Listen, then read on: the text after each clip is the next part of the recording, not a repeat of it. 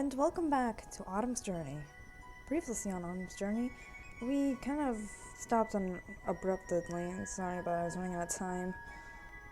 But we're about to head off for our journey.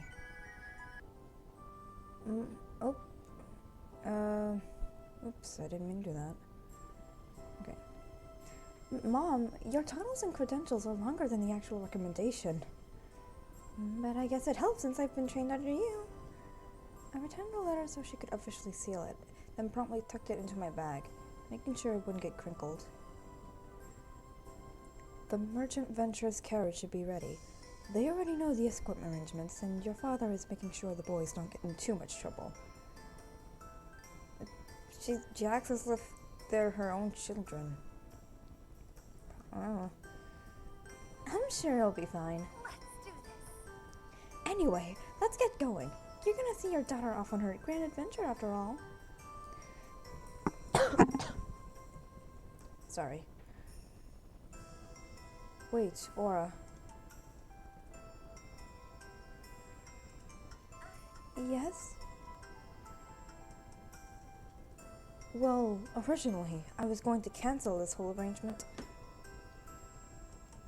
The merchant was rather vague about the contents he was carrying. I usually like to confirm everything with my own eyes, since it's not just for their safety, but also mine and that of any other escorts. I highly doubt the package will contain monsters or anything sinister. Are you sure you're not overreacting? I mean, this is your daughter getting involved. True. It may just be my overprotectiveness. This is the first time my daughter will go off on her own after all. Oh, she went on her own that other time, but again, this is like her first official mission, I guess. Right. Thanks for organizing everything. Now come on! As expected, As expected, Dad, Curran, and Omari were at the edge of Barry, with the carriage stationary on the main road. And once again, we do not see her father.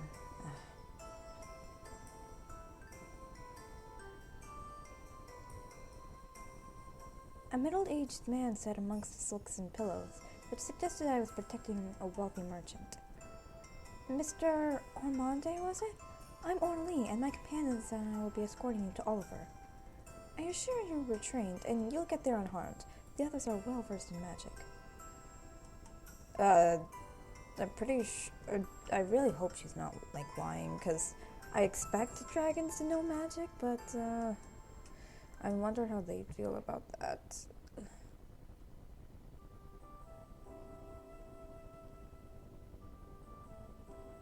Of course. It's no problem. Oh. I glanced down and saw an ornate box. It was long and narrow, and I tried to fathom what was so important that needed higher protection. Maybe it was a sword? I wanted to ask about the contents, but decided against it. My priority was getting to Oliver, and the quicker the better. I made a mental apology to my mother, rationalizing she was just worrying over nothing. Let's do this. Alright, it seems everything is ready. We're moving out. I energetically motioned to the others, then exchanged tugs with my parents. I promise I won't be gone for too long. I'll definitely be back in time for the harvest. As we departed, my room... I swear, how am I not diagnosed with dyslexia yet? My mom cupped her hands around her mouth. And remember, be sure to check every barrel, crate, and chest in town. The residents don't mind if you find something useful. Okay, that is definitely an homage to adventure games and the like, and RPGs. Mom, I'm pretty sure that's stealing. I'll tell that to Link and every other RPG and adventure game out there. Speaking of which, make sure. Oh wait, that's her father. So okay. Speaking of which, teach your companions the concept of pay. We don't want them accidentally pilfering apples or the like. Did I say apples? Oh my god.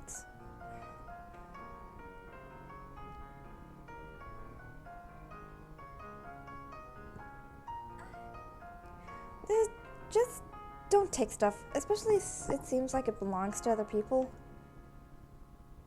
Don't mind what she said. And Curry, you're too far ahead! I didn't know how I was going to word that, so I had to pause. Not a professional start. Thanks, Kerr. The merchant probably heard that they didn't understand pay either. Thank you, family. We hadn't even left the village, and already my mind was swarming with too many worrisome thoughts about the journey. No, just focus on the mission. It'll run smoothly, and everything will be... Oh, I thought there was a typo. Grammar Nazis kicking in now. Everything will be fine once we reach Oliver. I reached into the bag and touched the letter for comfort, and to make sure it was still there. Feeling my confidence returning, I straightened my back and boldly gazed up beyond the road. Finally, my dreams will come to fruition.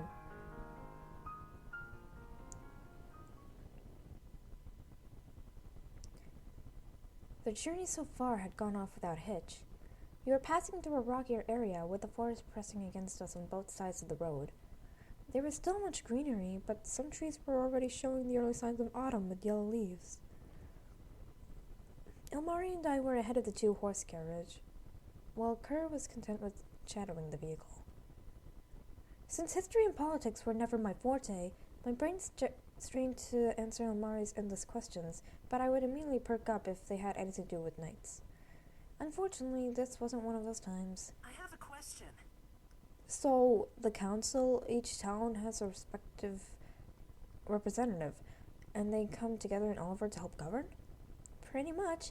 And they do things like build bridges, schools, or improve the agriculture. We have a similar system between the wise dragons. They use their knowledge of the past to help shape our future. Shape our future. Good English there, Star. Bari, huh? Why does that sound familiar? Have you been picking up activity for the past hour or so? Well... Ilmari, and yes, I have, but I wasn't sure if it should be brought up at all. I paused and touched my hilt, but let my hand drop, lest it would reveal I suspected something. Activity? Are we being followed? The two exchanged glances, with Ilmari appearing more apologetic than Kerr. I'm sorry. I should have said something. I wish I had your hearing abilities, but still, I feel so inattentive. I surveyed the forest, noting any jutting cliff sides. If we were to be ambushed... How many?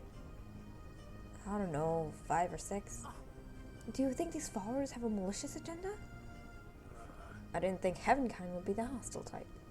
Well, I wish I could say everything was peaceful, but disputes still fights and arise. Disputes, still fights, and arise.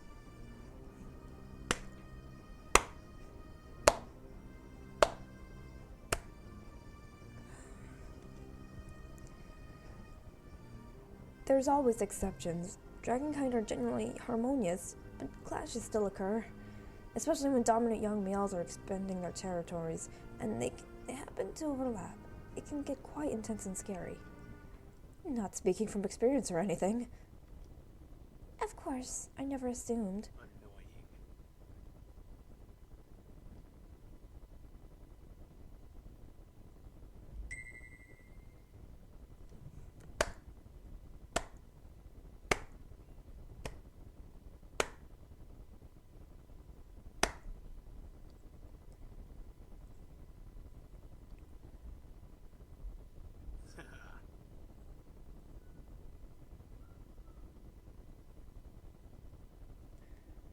Sorry about that. Territorial instinct. That lake had a nice beach.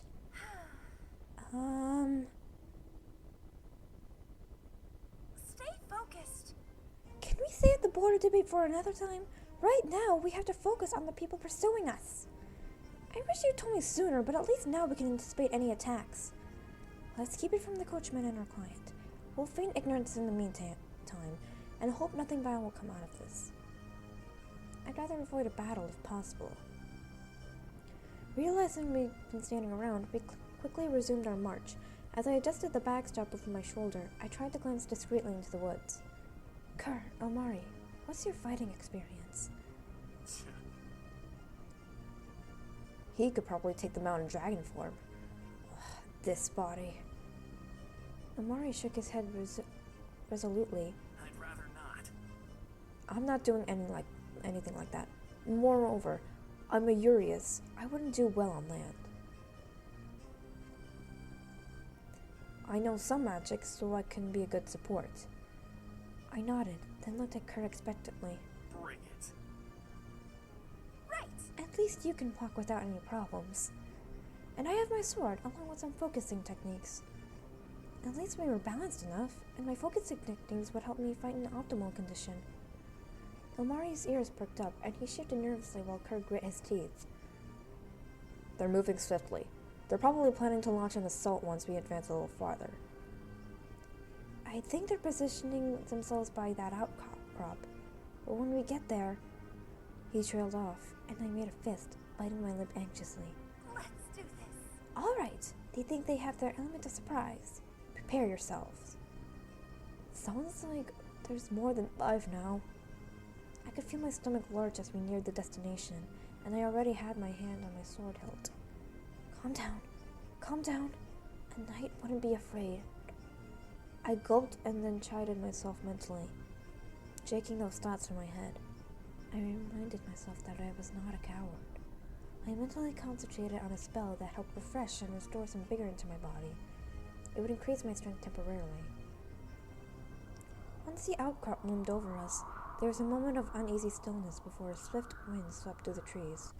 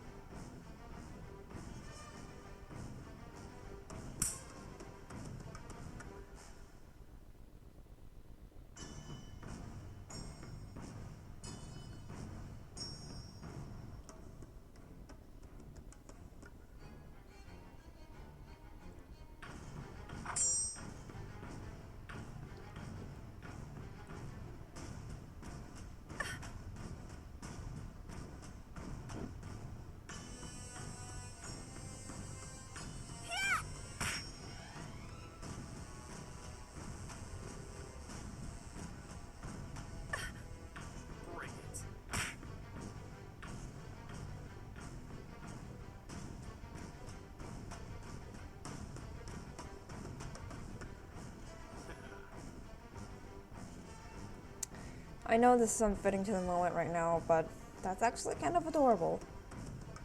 Please note that I said kinda. Oh my gosh. That is kawaii desu desu.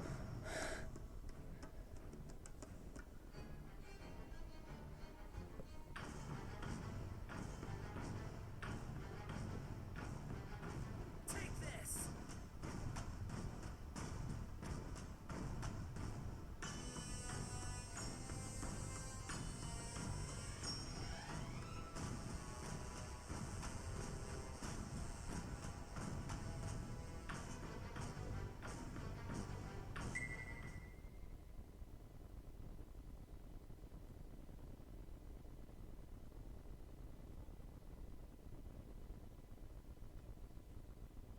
And that does it for part 7 of Autumn's Journey. Well, I felt that was a good time to come off, since that would have, I think, it's a very humorous thing to cut off on. I guess we're gonna finally see a real action fight with Orderly to train as a knight. See you guys in the next one.